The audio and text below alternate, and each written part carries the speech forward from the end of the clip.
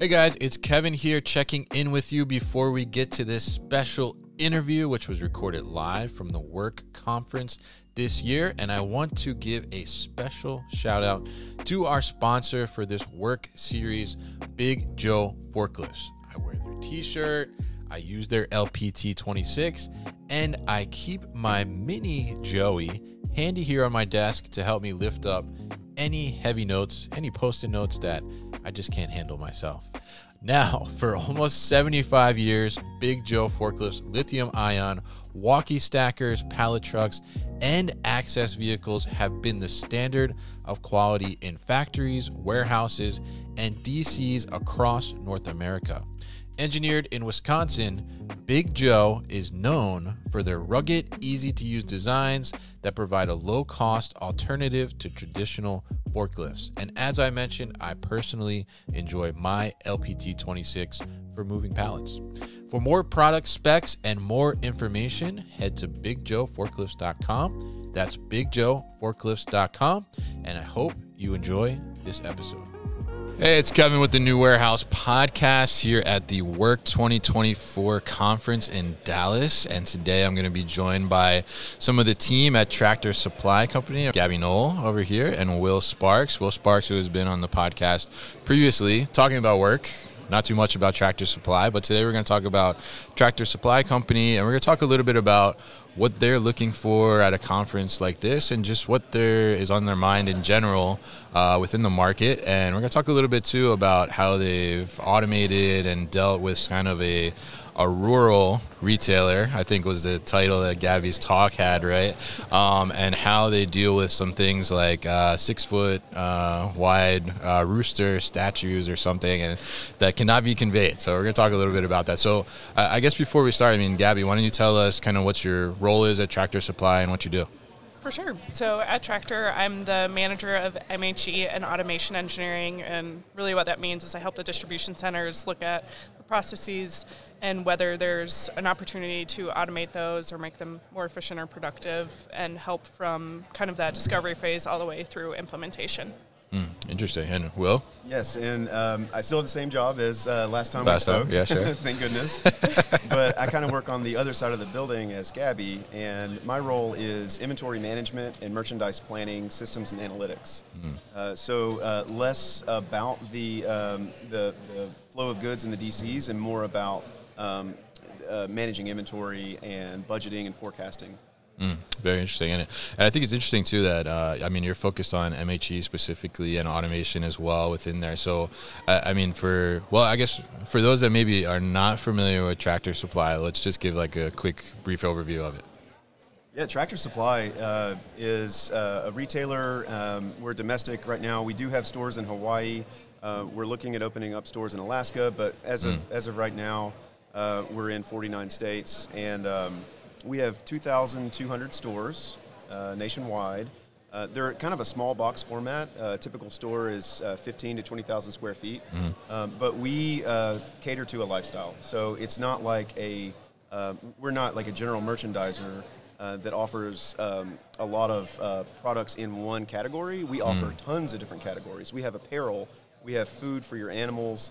Basically anything that you need to support your rural lifestyle, whether it's tools or outdoor power equipment, mulch,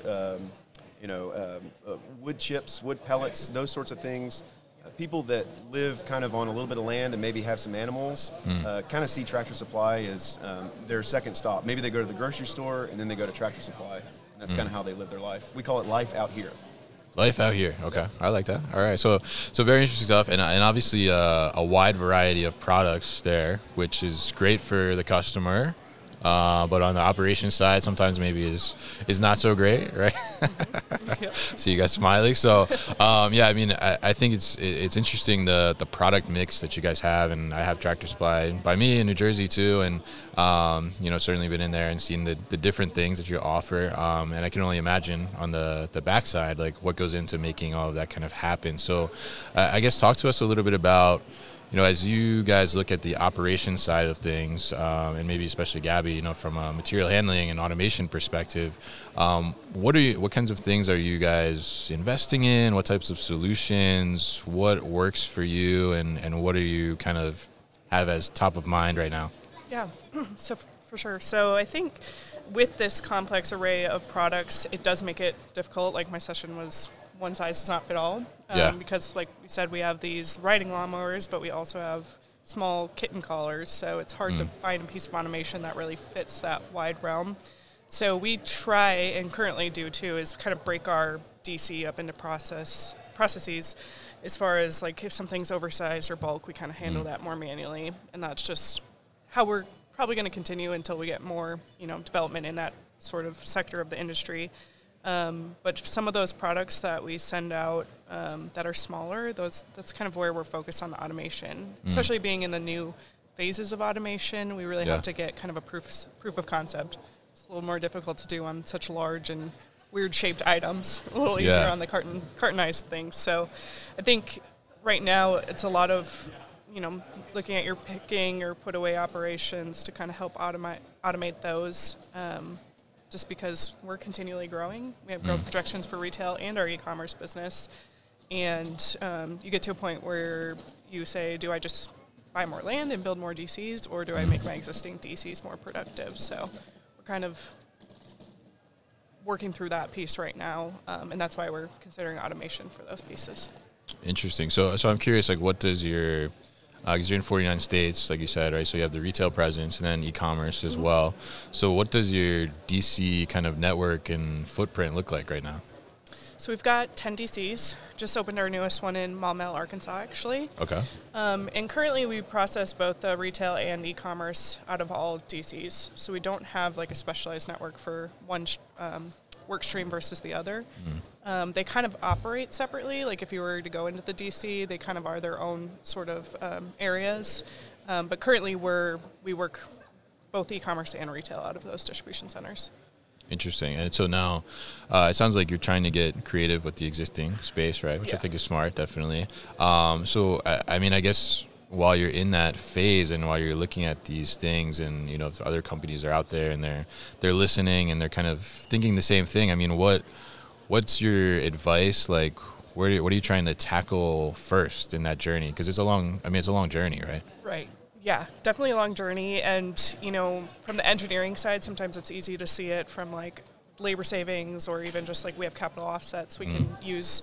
But I think even presenting it to a wider group of people is the harder part because you've got people from finance and legal. They're all in this project with us, and it's easy for them to just see that sticker price and be a little bit put off by that. Yeah, for sure. So I think what we're trying to tailor now is really that ROI piece to show the savings as far as labor savings, and then use those growth projections that they're providing us to really show if we are growing this much, we are going to not be able to produce enough with the DCs we have or in the operations we're currently running. So kind of showing that large picture of 5 years down the road, we're going to eventually expand outside of what we can do.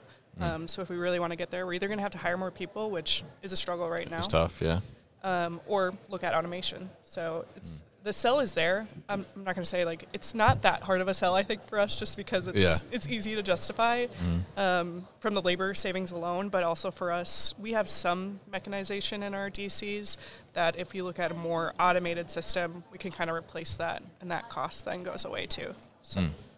Interesting. So I mean, that's a little like on the physical side. We talk about like the equipment and the hardware and stuff. And now I'm curious, from Will's perspective, right, on like a system side, or even just worrying about that inventory.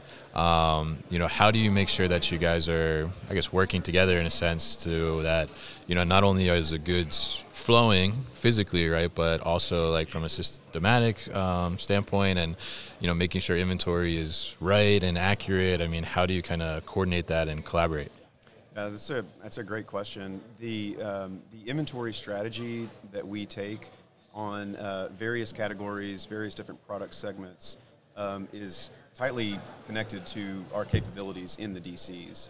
And as capabilities change in the DCs, when we implement new solutions, when new forms of automation are made available, it opens up opportunities for us to consider different flow paths.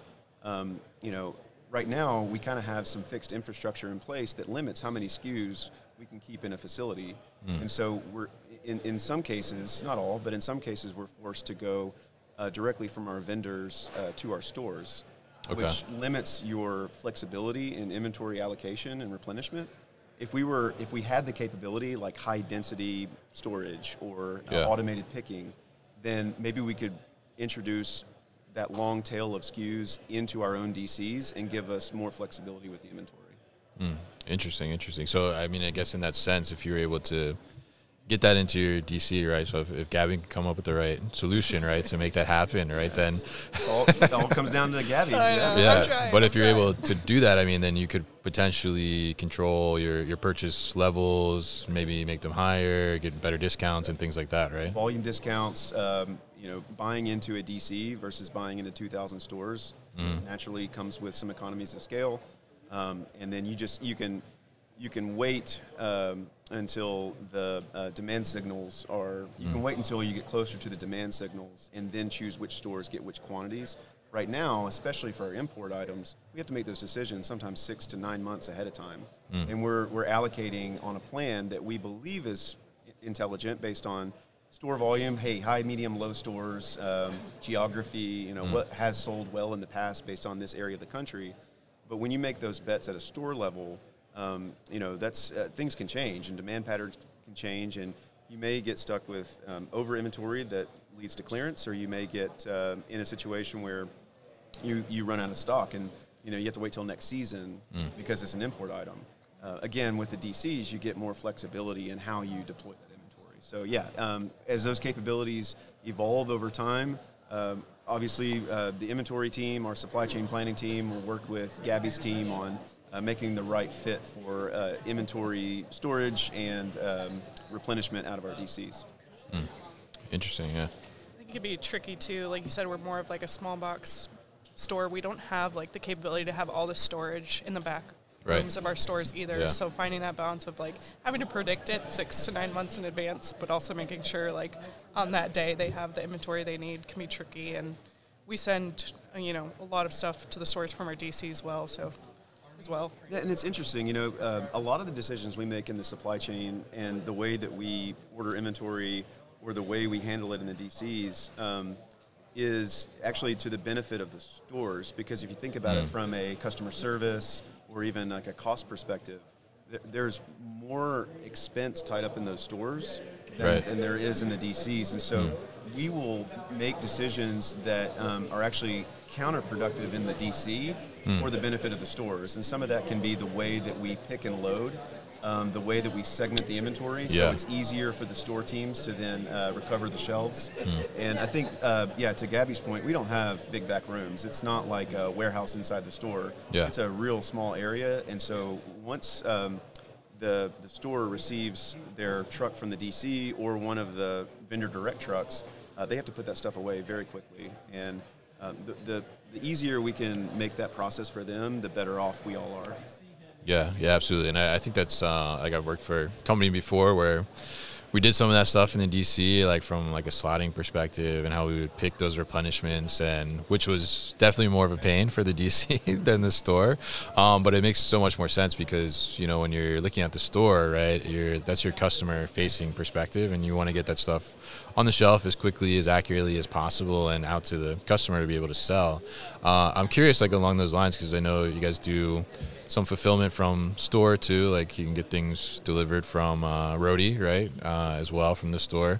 So how does that kind of make that inventory flow through and just operational processes maybe a little more complex, and how do you kind of navigate that? It can be complex on the order management side. When you look at our e-commerce sales, I think like 70% of them are some form of buy online, pick up in store. And then we have the ability, as you mentioned, to deliver from store. We have small package from the store. So it really unlocks your ability to fulfill customers' needs much faster. It's the way that we can compete with, say, like the Amazons of the world. Right. Because we have 2,000 little stores out there that given a customer's zip code, we could be, within a couple of days of getting them their package, depending on what they need. So it unlocks our ability to achieve speed, but it is complicated, right? Because in order to showcase that inventory availability for buy online, pick up in store, you have to have really good perpetual inventory accuracy in the store, and we have to keep tabs of that in our systems.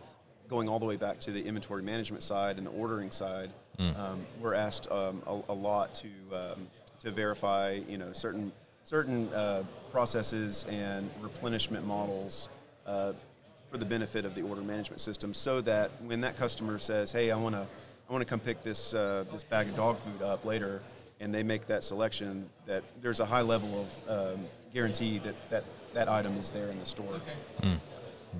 Yeah, I think that's such an interesting thing, because I'm curious, how do you view this? Because, more and more retailers are utilizing their store, right, as almost another fulfillment center, right? So, do you actually, if you think about it from like an inventory perspective or operational perspective, fulfillment perspective, are you still viewing the store as a store, or are you viewing it as like just another fulfillment center in a sense? It's both. I think that's the concept of omni-channel. We can meet our customers' needs any way they choose, right? If they want to come into the store, great. If they want to pull up to the curb and have us load their truck, we can do that. If they want something delivered to their front door, we can do that as well. And to your point with, some of these delivery programs like Roadie, we have our own, in some regions, we have our own trucks that we can do that with. And then we transfer inventory from store to store quite often to help out. Say, a store down the road has a customer that wants something, and if we have it 50 miles down the road, we'll make that store transfer. Yeah, interesting. Yeah. I think it's so interesting to see just kind of how that's changed a lot, right? Like over the last, 10 years or so, maybe even just 5 years, right? Just the rapid advancement of like those different fulfillment points. And then how that kind of, for the customer, it's fantastic, right? Yeah. But it makes it more complex on the supply chain side. So very interesting to hear about that and how you guys kind of look at that and manage that a little bit. So, but I'm curious from Gabby. So obviously you're looking at, what's the latest technology, what's the latest automation, material handling equipment that's out there. So when you go to like a conference like we're at here at WERC, what are you looking to take away? How is your mind kind of viewing what's out there, and how do you maybe kind of steer away from getting caught in the shiny object syndrome a little bit? Yep, definitely get that struggle. I think when we're going to conferences, a lot of times we have an idea just based on viewing our operation and kind of seeing its pain points of what we're kind of looking for. I think there is a piece of it too where there just are going to be operations within our facility that are not meant for automation, and it's nice to see the development with that throughout the conferences. But I think what we want to do, especially being in those newer phases, is look at some of those more simplified automation technology, whether it be goods to person or robotic palletization, but more on the cartonized side of it. So we're definitely looking at some of those technologies, something we can easily provide a proof of concept for to kind of prove that automation is the solution for us. I think there's also a piece of it of looking for vendors that have that room for growth and innovation as well, because we may be looking for that proof of concept right now, but 2 years down the road, we may be looking outside of that. And so if we can do that within the same sort of OEM or integrator, it makes it easier on us. A piece for us that's sometimes a roadblock is that system integration piece. Yeah. So if we've already seen that integration with an existing project we have, a lot easier on our side and our IT team to kind of implement new projects beyond just the first one we do. So kind of looking at, how those companies are innovating, what their next steps are, if they are in the process of kind of beta testing one thing, what the future of that looks like, I think is all things we're looking for. Interesting, yeah. And I'm curious, from that perspective too, like you said, maybe as a proof of concept or something that works for you for like the next 2 years, and then something changes. I mean, how do you kind of look at some of these solutions and, start to evaluate things like that? Like, if I'm going to make this investment, like, is it going to be here for me like 5 years from now? Is it going to work for me? Am I going to have flexibility? I mean, how do you kind of maybe pick that apart a little bit and try and get that determination? For sure. Yeah, like one of our latest projects, big thing was flexibility and scalability. We have our growth projections, but sometimes that doesn't exactly go to plan. I mean, we've got the COVID, we had that e-commerce boom that, we're not predicting something like that to happen. So you always want that piece of flexibility, and that's definitely a big component for us when we're looking at a piece of automation. I don't think our core business is really going to change that much, so I think we have a confidence in, providing a solution for, like, if it's goods to person, for some of our products that are capable of that. I don't think that is going to change that much. If anything, we'll just add SKUs. So I think that's that scalability piece that's important to us. And we don't necessarily want that scalability to be like, you have to shut down the whole system and then we're going to add on. Because a lot of times, like I said, we're looking at retrofits now, and that adds its own complexity. Our operation still has to run during those times, whether we utilize other DCs to help with that or kind of work within those dark hours. That scalability piece, which we've seen a lot of at the conferences now, that people are saying they can just add on aisles or add on stations, and it seems very simple, and that's a big sell for us, just because we want our operations to still be able to work while we're working on projects like this. Interesting. Yeah, interesting perspective. I think, it is very interesting because, like you said, you don't want to ever have to, like, shut down, right? Or have downtime, right? That's kind of like the curse of the DC, right? Like, you don't want that to happen. It's definitely bad. So, like, having that flexibility and looking at solutions, I think, makes sense, where you can add on and, do that while your existing stuff is still running and still going. So when you look at that, and, I've heard and attended some talks at other conferences and things where, we're talking about kind of data alignment and data cleanliness to be able to prepare yourself to start to implement some of these newer technologies, whether it's automation or even like AI or something like that. So I'm curious, from your perspectives, like, how have you kind of ensured that your systems and your data is foundationally sound and in place to start putting, like, these building blocks on top? Yeah, I mean, it's a big lift. Yeah, I think that data integrity is its own challenge. I would say a challenge that's kind of in that same topic is, increasingly, as solutions have kind of moved away from these heavy fixed infrastructure to more modular and customizable, more flexible, the traditional sort of controls that used to be there are now increasingly more of like a black box, I've heard them referred to, kind of like the controls that actually run the MHE itself are not necessarily integrated as heavily into our WMS. They kind of have their own control system going on, and that's tricky because we want to make sure that we understand exactly what's going on inside the control system of the automation, and when it's integrated directly into your WMS, then you have that visibility, and you can check and audit, and you can kind of manage that along the way.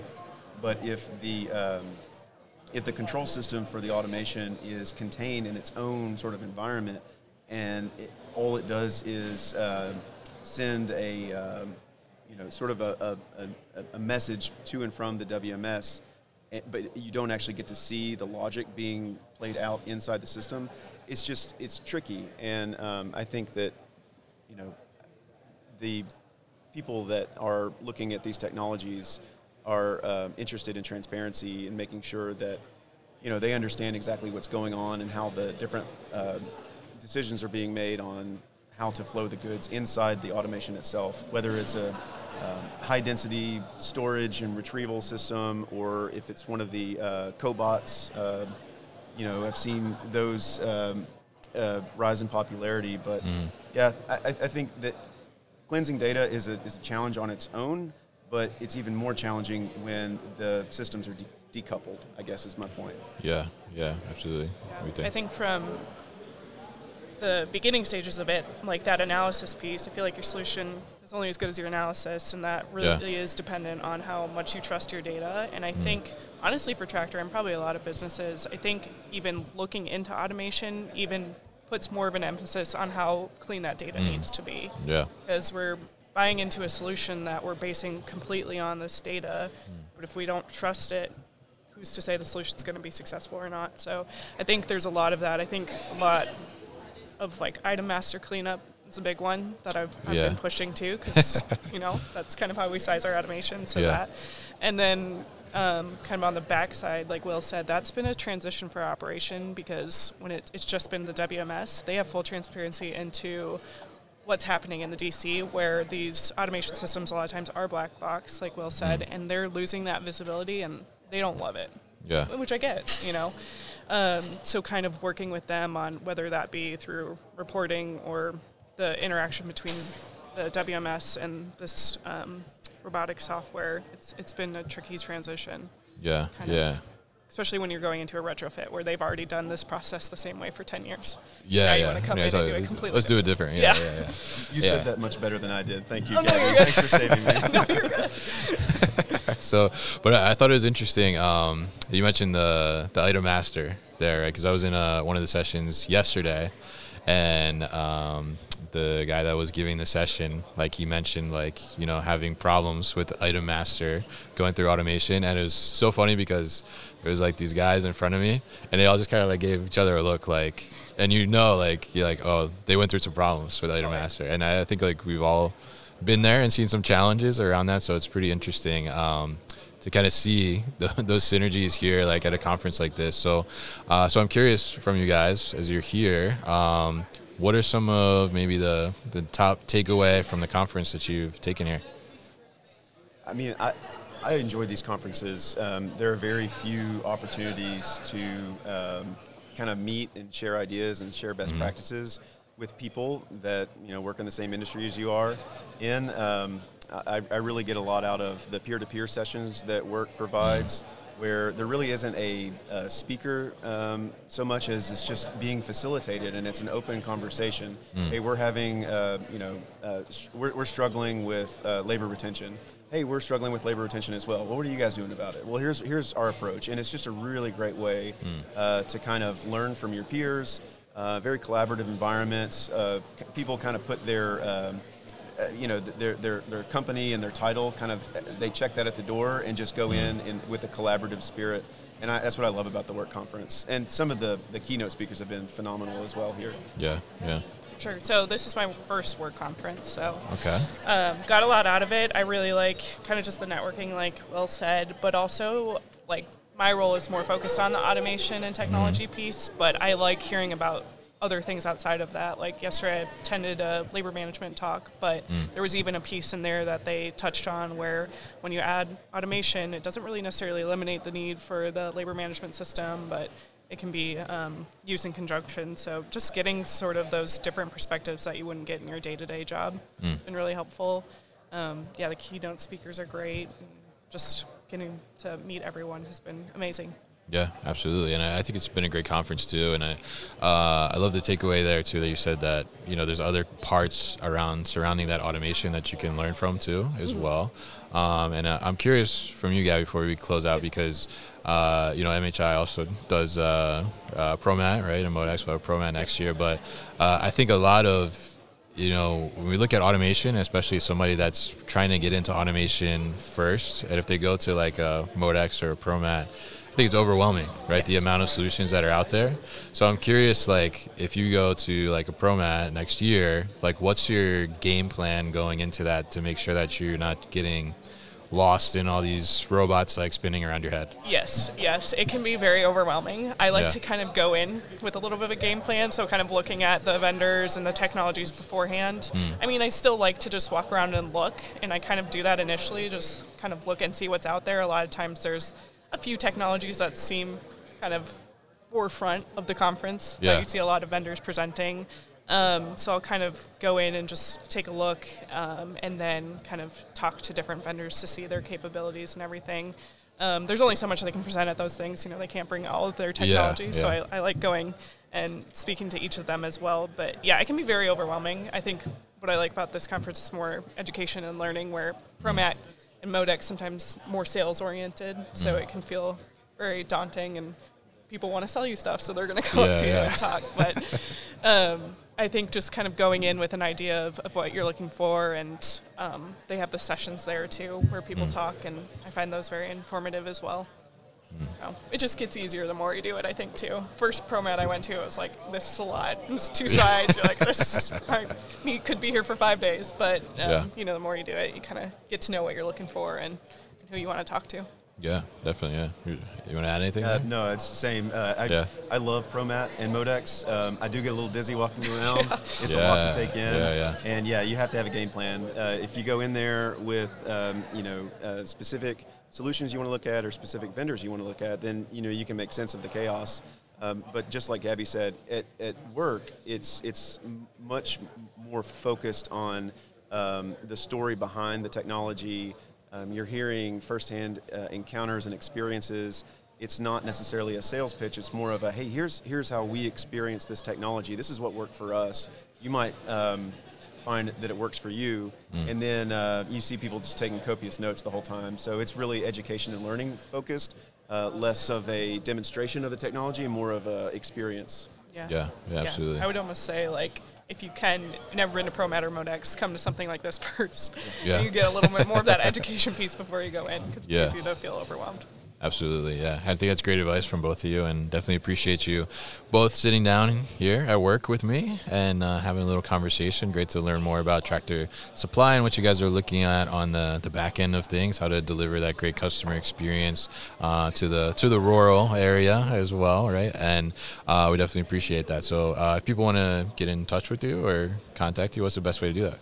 I'm on LinkedIn. Will Sparks, and my profile's out there. I think I linked your podcast the last time we spoke on there, so you can find me there. Yeah, same with me. I can do the same. On LinkedIn, I may be Gabrielle Knoll, but I'm out there. I'm just Will. I should probably change it. No, it's just William right here.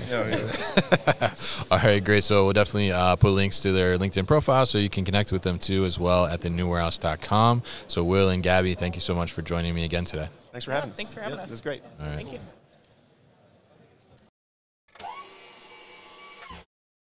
Hey guys, thank you so much for tuning into today's video here on our YouTube channel, The New Warehouse Podcast, and I appreciate you tuning in.